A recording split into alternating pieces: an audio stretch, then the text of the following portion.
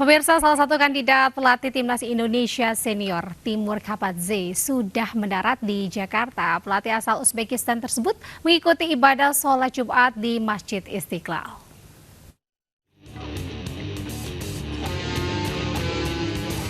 Kehadiran pelatih asal Uzbekistan Timur Kapadze di Jakarta langsung memicu kehebohan publik sepak bola nasional.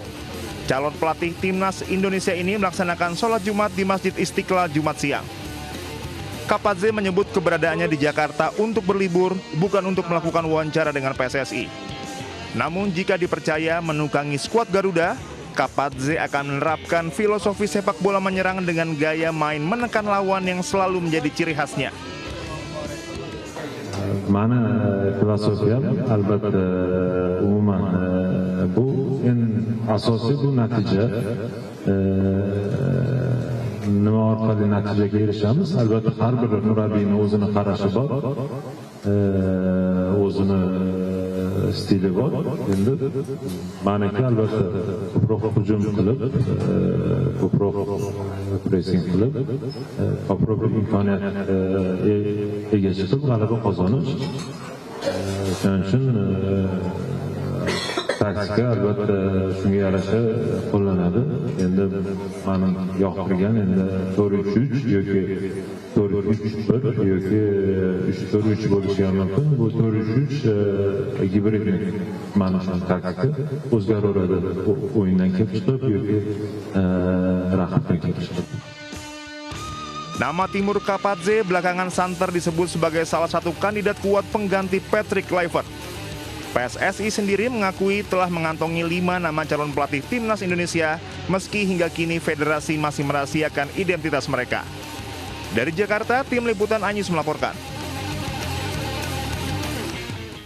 Wapres RI Gibran Rakabuming Raka hadiri Indonesia Afrika CEO Forum 2025. Gibran menekankan perluasan investasi dan kerjasama strategis dengan Afrika Selatan.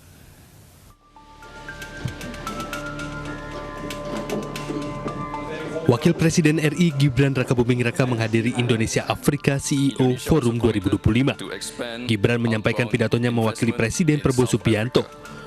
Wapres menyampaikan salam hangat dari Presiden Prabowo serta menegaskan komitmen kuat pemerintah Indonesia untuk memperluas kolaborasi strategis dengan negara-negara Afrika.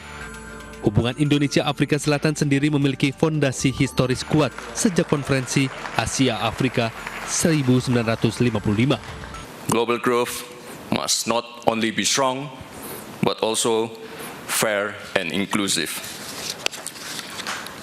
The visit of President Ramaphosa a few weeks ago to Indonesia reflects deep cooperation between the two countries. Both presidents agreed to have visa-free entry. So I think this is good news for all of you. No more visa. And also to push trade and investment on agriculture and energy.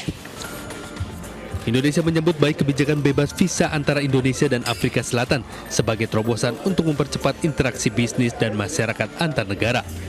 Peluang kolaborasi di bidang energi, industri pertahanan, teknologi, dan rantai pasok semakin penting dalam merespon dinamika ekonomi global. Tim Liputan iNews melaporkan. Pemirsa, Kamar Dagang dan Industri Kadin Indonesia mendukung penuh gelaran La French Tech AI Summit 2025. Ajang ini mempertemukan para pemimpin teknologi yang secara khusus membahas perkembangan industri teknologi digital di Indonesia.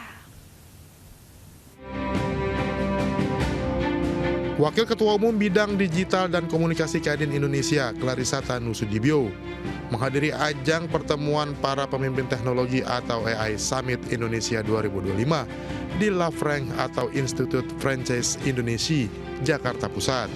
Kehadiran Clarissa menjadi bentuk komitmen Kadin Indonesia dalam mendukung penuh perkembangan teknologi di Indonesia, khususnya Artificial Intelligence atau AI. Yeah, I think Kadin as a Chamber of Commerce has an enormous role to play in Indonesia and I think with the new generation of Kadin leaders, we are on a good track to go in a more digital Indonesia. I really appreciate that Ibu Clarissa, she was able to come today and meet us as a Vice Chairman of Digital and Communication in Kadin. Dalam pertemuan ini juga digelar diskusi oleh para pemimpin teknologi bertajuk AI Agents The Rise of Autonomous Tools yang membahas tuntas perkembangan dan kemajuan teknologi di Indonesia, khususnya AI. Dari Jakarta, Ricky Anwardi, iNews melaporkan. Pemirsa, Indonesia selalu punya cerita unik dari kekayaan budaya yang ada. Salah satunya tradisi di Kota Probolinggo, karapan sapi brojol. Tingkat kesulitan yang lebih berat dengan arena yang digunakan lahan berlumpur berbeda dengan karapan sapi pada umumnya. Berikut liputannya.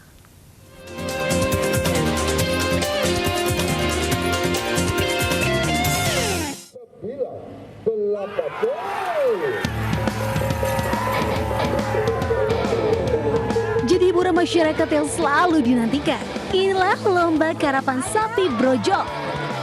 Bagaimana tidak, jika karapan sapi pada umumnya di arena tanah yang kering, karapan sapi brojol digelar di arena berlumpur yang tentunya punya tingkat kesulitan lebih berat dan sapi yang diperlombakan berjenis sapi limosin. Diselenggarakan di lapangan karapan sapi Jalan Kiai Syafi'i, Kecamatan Wonoasi, Kota Probolinggo, Jawa Timur. Sebanyak 45 tim ikut lomba yang dibagi menjadi beberapa kategori, mulai kelas A dengan berat sepasang sapi mencapai 1,5 ton. Dengan bobot sapi super yang dilombakan, tentu jadi daya tarik tersendiri bagi masyarakat ataupun wisatawan yang menyaksikan. Butuh perawatan khusus bagi sapi-sapi peserta lomba karapan. Karapan apa? Karapan sapi brojol. Sapi brojol. Limusin dengan sapi Madura. Kalau jamu ini beda dengan sapi merah. Ya. Nah, kalau ini 1 minggu 100 per sapi. Nah, belum buka nawar-menawar masih. Masih senang. Gitu ya. Ya. Oke. Berangkat dari kebiasaan para petani mengisi waktu di sela-sela bercocok tanam, saling adu cepat sapi selepas membajak sawah. Kini, karapan sapi brojol tak hanya sebagai hiburan warga semata, namun diakui sebagai warisan budaya tak benda Kota Probolinggo. Dari sela-sela tradisi kegiatan menanam padi itu, masyarakat memanfaatkan dengan kegiatan liburan, yaitu lomba sapi brojol. Para pecinta fotografi pun biasanya tak ingin melewatkan event karapan sapi brojol yang biasanya digelar di setiap peringatan hari besar atau momen spesial. Dari Probolinggo, Jawa Timur, Hana Purwadi melaporkan.